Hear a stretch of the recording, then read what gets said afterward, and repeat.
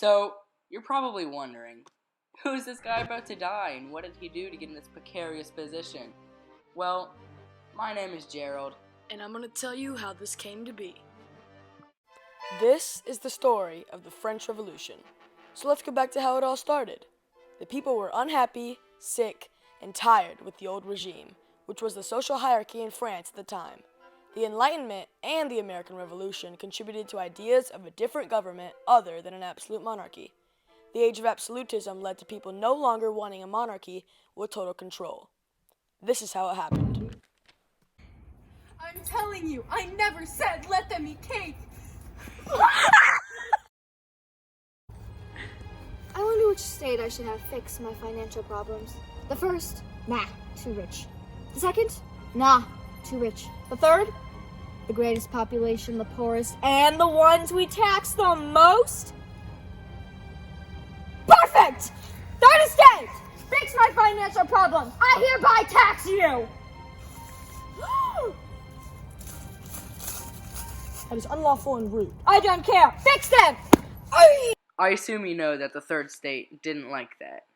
So they made their own National Assembly to rebel because they wanted an actual say in what's happening. They later became the National Convention. Oh, I almost forgot. You might know this crazy killing maniac who was the head of this National Assembly, Robespierre.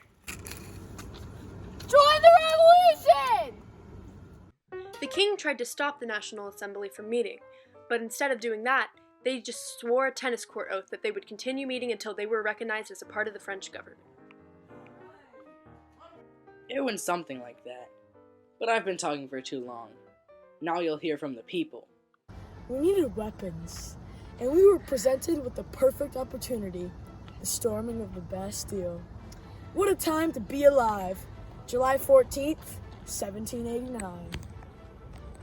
The storming of the Bastille, a truly violent attack on the government by us, the people. This was the true start of the French Revolution. The French citizens needed weapons, and they were willing to do anything to get them. They climbed walls and attacked the Bastille filled with weapons. They broke in and eventually got the weapons so that there would be an even fight between the king and the people. This was a victory.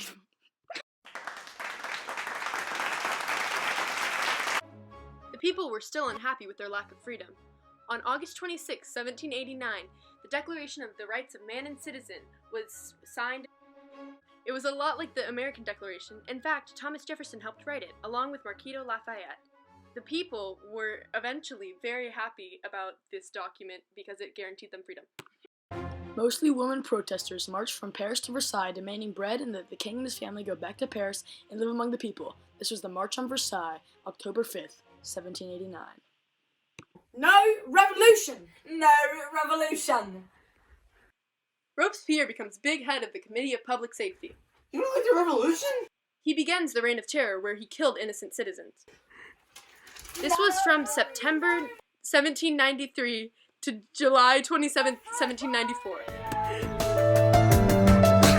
A 5-member committee governed France for the next couple years. They were called the Directory. They weren't much help to the chaos going on. And that's it. Eventually, Napoleon takes power, ending the revolution and the Reign of Terror in 1799. Napoleon overthrew the Directory and established the French consulate, with Napoleon as leader of France. This officially brought an end to the French Revolution. The end of the revolution brought an end to monarchy in France, as well as led to the creation of the French Republic. Church property was split evenly between the government and the people. Because of the revolution, now all citizens were equal before the law in France. Yay! Now, what are you still doing here? Hurry! Go watch the French Revolution, as told by Gerald himself in theaters. And the rest is history!